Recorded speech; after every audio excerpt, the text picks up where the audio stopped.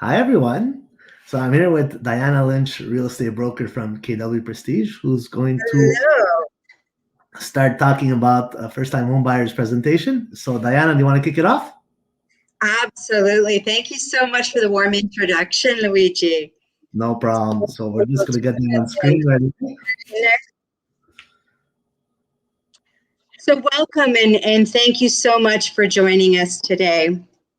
As Luigi mentioned, this is our first time home buyer seminar, so it's super exciting. I am Diana Lynch, and I am a residential real estate broker here in Montreal. And I work with over 86 Keller Williams Prestige brokers. I am so thrilled to be a part of such a dynamic team.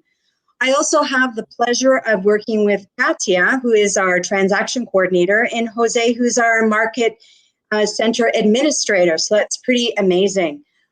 You may be wondering, why would we choose Keller Williams? We are a proven brand of over 200,000 brokers globally. We're an IT company, and we've also been in business for 40 years with industry experience. Keller Williams, of course, provides the coaching and the marketing to all of the brokers to ensure that our customers receive a VIP experience. So a lot of people, through my experiences being a broker, they say to me, well, why would you choose a broker? And one of the things I always mention, and people are not always aware, is that we do have civil liability insurance, which provides $1 million of protection per transaction. And we are government regulated licenses. We have 15,000 brokers in Quebec alone. And that's a lot of buying and selling power. So we also use strategic partners, of course, like Luigi, our mortgage broker. We use multiple mortgage brokers, but Luigi and I are hanging out today. We use notaries and, of course, home inspectors, to name a few. So people sometimes ask me, why did I actually become a residential real estate broker? And my answer has always been quite simple. For me, I believe customers expect and deserve high-end customer service. And what I believe is, I believe it's a dying art. So the only true tangible difference in changing in an element is the service that we're able to give to our customers.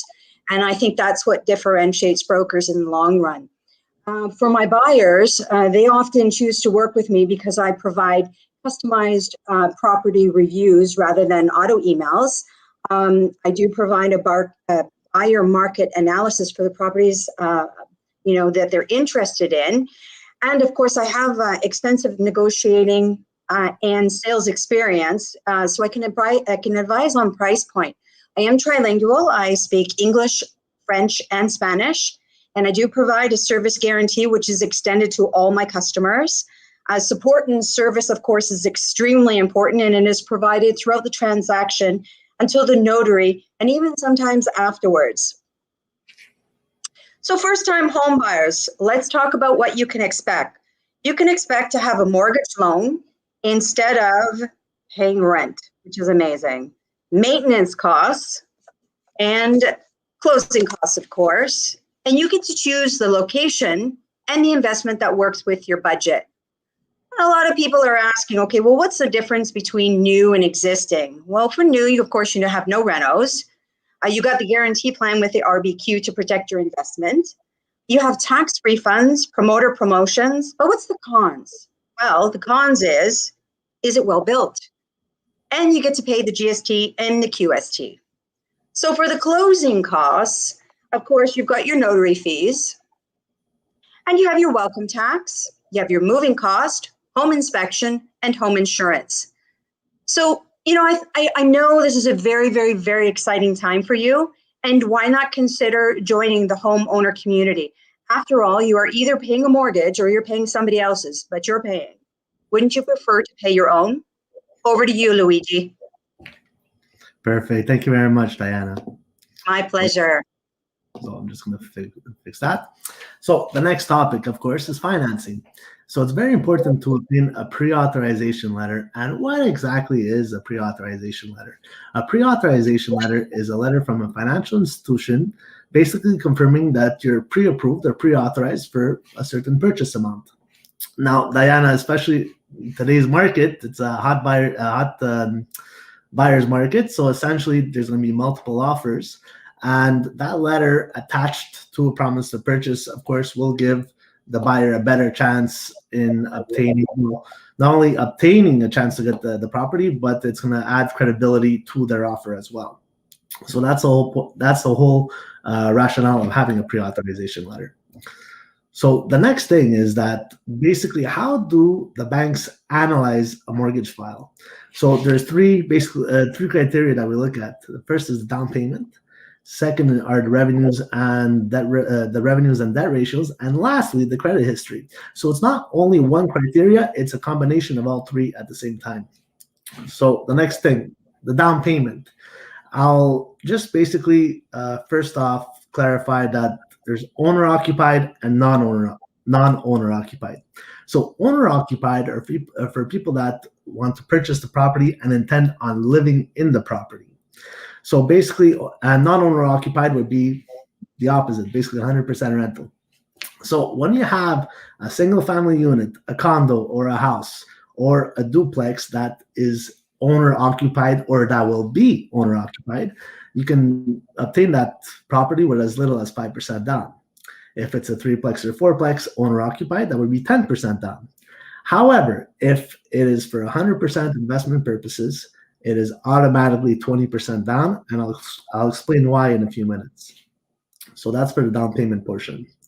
So down payments, especially for first-time home buyers, the most common ones would be personal savings, RSPs, or donations from immediate family members. The types of revenues also, so as I mentioned, down payment was the first criteria. The next one are revenues and expenses. So the types of revenues that we consider are employment income, investment income, pension income, if you're self-employed, and also rental income if you intend on purchasing a duplex, threeplex, or fourplex, will also include a portion of the rental income from the other units of the building that you'll be living inside. Unfortunately, bursaries or the CERB are not admissible for mortgage qualification.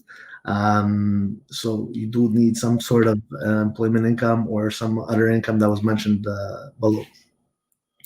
Types of expenses that we look at are any types of loans, lines of credit, so any personal loans or car loans. Those are the worst. If you want to buy a property, focus on buying the car first, and then you buy the property, unless your car comes with a nice shower, which I highly doubt. There's also another expense that we look at. There's the property expenses. So municipal and school taxes, heating, condo fees. And this is something I'd like to bring up as well, because it's very common that we have pre-authorizations done at two financial institutions, and they might differ by $25,000 or $50,000. And people ask, how is that possible? A pre-authorization at the end of the day is an estimate of the expenses that you're going to have. So when we look at the property taxes, the heating, and the condo fees, we don't know the exact amounts of these costs until you actually put the promise to purchase on the property. So that's why it's an estimate, and that's why there could be a small difference of $25,000 to $50,000 depending on the size of the property as well, because of the estimate that we give on the property taxes, the heating, and the condo fees. And the last criteria, the credit history. So now, as of last year, as of June of 2020, there have been changes. Essentially, there's CMHC that will not look at a file unless one of the borrowers has at least a credit score of 680. There is another insurance company, default insurance company called Sagen, previously known as Genworth. They changed names recently. So you're still able to get a mortgage with a credit score under 680. I think 600 is the minimum, if I'm not mistaken. However, from my experience, any credit score under 680, it's a case-to-case basis, and it's usually not a favorable case-to-case basis. So yes, they do approve mortgages with beacon scores, beacon scores under 680. However, in my experience, it's not a favorable outcome. All right. And that's pretty much for the credit history. So now, basically, before we spoke about owner-occupied versus non-owner-occupied. So how it works is that banks are only allowed to lend up to 80% of the value of a property. As soon as they pass that 80% mark, they automatically need a default insurance company in the file. And at the end of the day, it's a default insurance company such as CMHC or Sagen, previously Genworth, that have the last say in these files. So, and another thing as well, they have to be owner occupied. So that's why I said if it's non-owner occupied and it's 100% rental, it's automatically 20% because these default insurance companies won't cover it. And secondly, the purchase price cannot surpass $1 million. As soon as it's $1 million, the default insurance companies won't provide default insurance on these types of properties. So this default insurance, what is it exactly? It's something that allows Canadians to buy their first home without putting the 20% down. There is an amount that is added onto the mortgage and is usually payable over 25 years. And there is a small 9% tax on that premium as well. Very important for the down payments as well, especially when it's under 20% down. You need to have not only the down payment, but also 1.5% on the side to show for closing costs. So Diana went over some of the closing costs that may incur in a transaction. It's very important to show that you have 1.5% available, because if we don't show it, it does get added onto the qualification as a liability and diminishes your borrowing power at that point.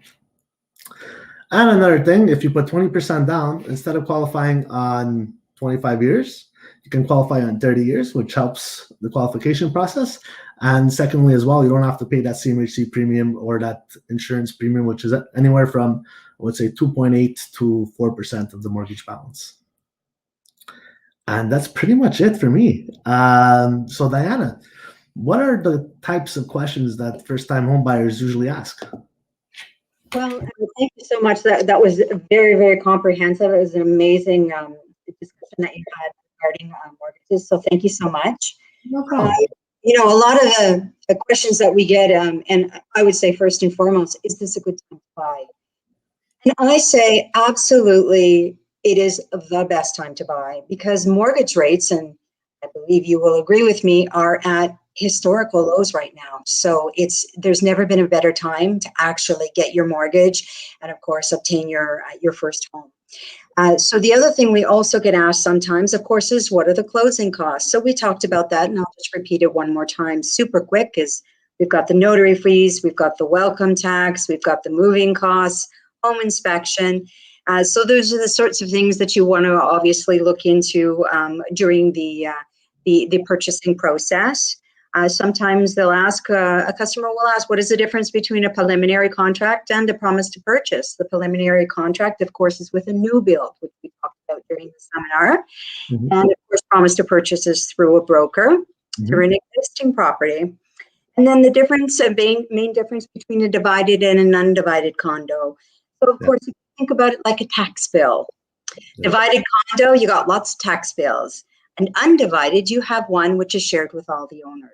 That's mm-hmm. a basic premise of the difference between the two properties. Of course, it gets a little bit more complex, but for the sake of argument today, we'll just keep it nice and simple and streamlined. Yeah. Also, for the undivided, unfortunately, that's another type of property that the insurance companies do not insure. So if you are interested in purchasing an undivided property, it's unfortunately minimum 20% down payment. Exactly, and there are a couple of loopholes and a couple of challenges along the way.